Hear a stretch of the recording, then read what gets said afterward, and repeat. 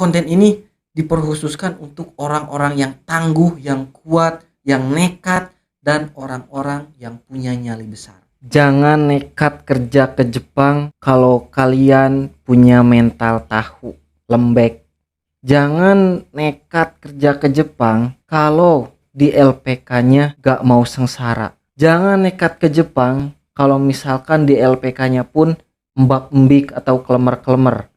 Ngerti klemer-klemer?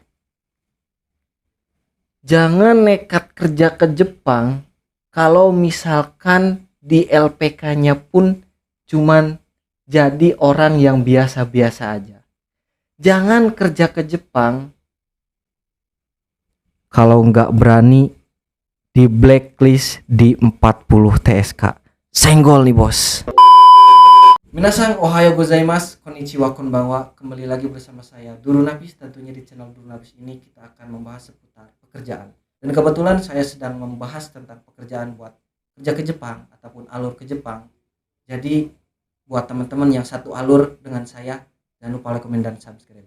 Dan buat teman-teman juga yang belum tahu channel ini, bahwasanya channel ini tuh dulu itu membahas tentang pekerjaan di Indomaret, tapi kok sekarang kenapa bahas tentang Jepang? Ya nggak apa-apa, memang dari dulu saya kerja di Indomaret, tapi saya ingin lanjut buat kerja ke Jepang. Simpel dong, gampang kan? Jadi seperti itu ceritanya minasan. Oke minasan, kembali lagi bersama saya Duru Nafis dengan mode yang biasa-biasa aja ya. Kita ngobrolnya santai aja ya, jangan terlalu serius. Kalau serius-serius tuh deg-degan gitu. Jadi ini adalah apa ya istilahnya, konten yang sedikit sebenarnya kurang layak buat ditonton. Dan konten ini diperkhususkan untuk orang-orang yang tangguh, yang kuat, yang nekat, dan orang-orang yang punya nyali besar. Contohnya kalian yang lagi nonton video ini, kalian adalah orang-orang yang nekat, kalian adalah orang-orang yang punya cita-cita besar, yang ingin menjadikan keluarga kalian bahagia, ingin menjadikan keluarga kalian bangga terhadap kalian, yaitu kerja ke Jepang. Oke guys, di kesempatan video kali ini saya ingin melanjutkan video yang kemarin ataupun video sebelumnya, yaitu tentang alur saya mendapatkan job. Oke, sebenarnya ini masih tentang alur saya mendapatkan job. Jadi saya itu untuk mendapatkan job saja itu beda dengan orang-orang yang lain yang mensetsu keterima udah nunggu gitu. Keterima mensetsu dengan cara 1 kali 2 kali mensetsu beres. Itu enak banget loh menurut saya.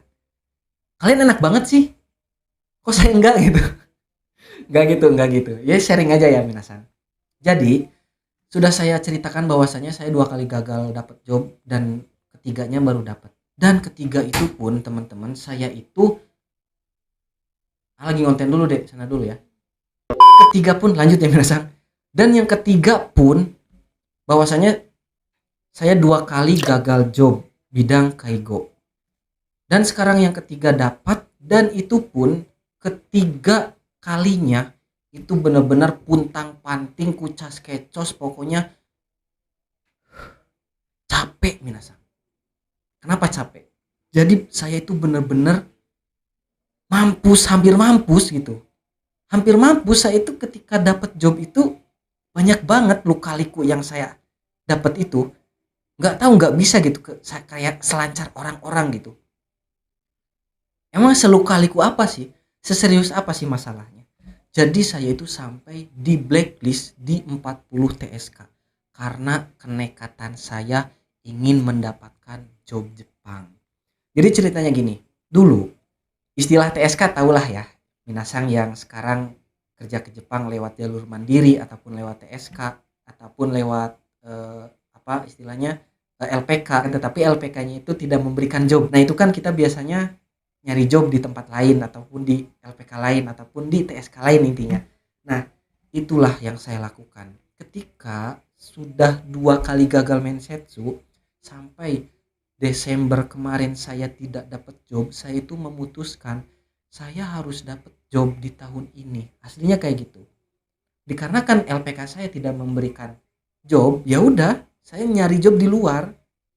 Dan akhirnya saya nyari job lah di luar, yaitu di TSK ini. Jadi saya tidak bisa menyebutkannya, tapi kalau misalkan kalian tahu TSK silahkan komen di kolom komentar. Komen di kolom komentar. Kolom komentar saya buka, saya tidak privat. Itu tempat kita diskusi, oke? Oke, jadi gini ceritanya. Sudah sekian lamanya saya tidak dapat job di LPK, saya nyarilah di LPK luar, oke, ataupun di TSK luar. Ada nih di TSK luar itu ada tesnya, ada persyaratannya, ada ketentuannya, dan yang lain sebagainya, hingga rensu-rensu untuk ditentukan kita itu lolos ataupun tidak gitu. Dan hingga akhirnya saya lolos lah, ataupun saya boleh ikut mensetsu di tempat tersebut karena dinyatakan layak seperti itu. Jadi bisa katanya. Kebetulan yang kemarin saya di ITSK luar itu di Osaka. Gajinya sekitar 16 mang ataupun 15 mang kurang lah. Sekitar 15-16 juta lah seperti itu. Nah, gaji segitu tuh sudah termasuk pembayaran apa toh? Pembayaran sepeda kalau nggak salah. Ya gitu. Terus intinya apa toh dan yang lain sebagainya sudah lengkap. Belum termasuk tunjangan malam kalau misalkan ada yaking ya, istilah kaigo yang tahu pasti ngerti kayak gitu. Nah, setelah itu teman-teman, setelah lama sekali, jadi minusnya ketika saya mensetsu itu nggak tahu, pengumumannya itu selalu lama, nggak tahu kenapa, nggak tahu, selalu lama pokoknya, hampir 2 minggu. Setelah 2 minggu saya tunggu, 1 minggu lagi, 3 minggu belum ada hasil.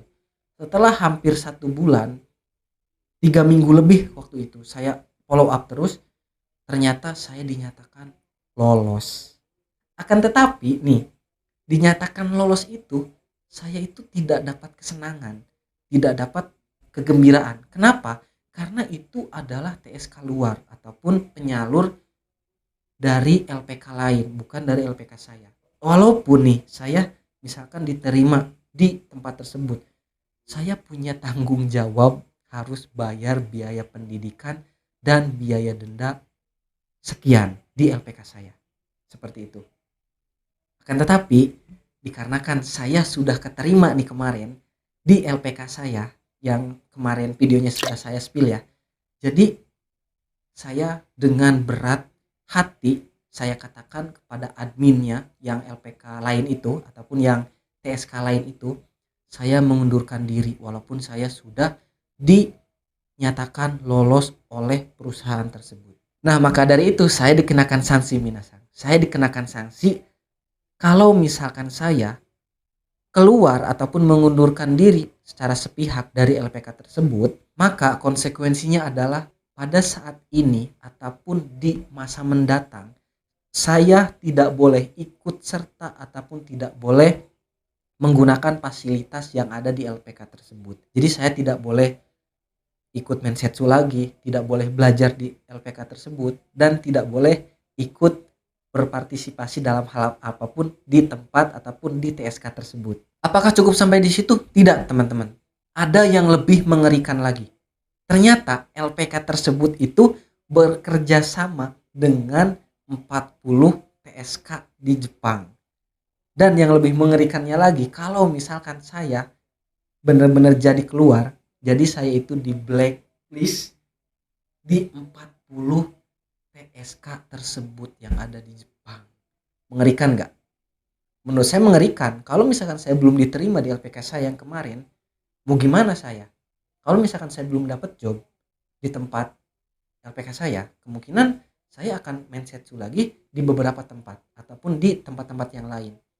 Siapa tahu dapat 40 TSK tersebut, maka TSK tersebut tidak akan menerima saya. Begitu menyeramkannya bukan proses kerja ke Jepang ini? Bayar sudah bayar, duit sudah keluar duit, tapi belum tentu berangkat. Dan dapat job pun ya Allah kadang-kadang susah banget gitu. Kok lama banget gitu. Jadi begitulah teman-teman. Pesan saya buat teman semuanya, tolong LPK ini tidak bisa dianggap main. TSK ini tidak bisa dianggap main-main. Kalau misalkan kalian sudah tahu LPK-nya ataupun TSK-nya, silahkan kalau misalkan kalian mau daftar ataupun mau ikut mensetsu di tempat tersebut, silahkan pikirkan matang-matang dan jangan sampai terjadi permasalahan case-nya yang kayak saya ini. Jadi silahkan pikirkan matang-matang. karena LPK tersebut tidak bisa diajak main-main. LPK tersebut sangat disiplin, LPK tersebut ataupun TSK tersebut sangat mentaati aturan. Semua senseinya, semua stafnya sepertinya ketat. Jadi jangan sampai main-main dengan TSK tersebut. Kalau kalian tahu silahkan komen di kolom komentar. Akan tetapi dengan adanya video ini saya bukan menjelek-jelekan TSK tersebut ataupun LPK tersebut, tapi saya salut. Saya salut dengan sistem yang diterapkannya. Yang salah memang saya. Saya salah karena saya sudah mengambil keputusan dan tidak mengambil tindak lanjut dari apa yang saya dapatkan. Saya hanya memikirkan diri saya sendiri memang, karena saya juga nggak mau tekor sana sini. Akan tetapi saya juga dikasih waktu yang tidak jelas, maka dari itu saya mengundurkan diri. Tapi kalau waktu itu TSK tersebut menyatakan secara jelas ataupun langsung dalam waktu yang telah ditentukan, maka saya akan lanjut. Dikarenakan LPK-nya tidak ngasih waktu yang pas sesuai dijanjikan dia, katanya minggu depan belum ada. Nah, itu doang sih sebenarnya. Tapi LPK ini menerapkan sistem yang benar-benar disiplin menurut saya. Karena yang punya LPK-nya saya spill ya, yang punya LPK-nya adalah orang Jepang. Nah itu pokoknya kalian pasti tahu. Oke minasang, jadi pesan saya itu, siapapun Anda, dimanapun Anda, tolong jangan main-main dengan LPK yang saya ceritakan tadi. Karena kalau kalian main-main dengan LPK tersebut, maka kalian akan mendapatkan hal yang sama dengan saya, dengan yang saya rasakan.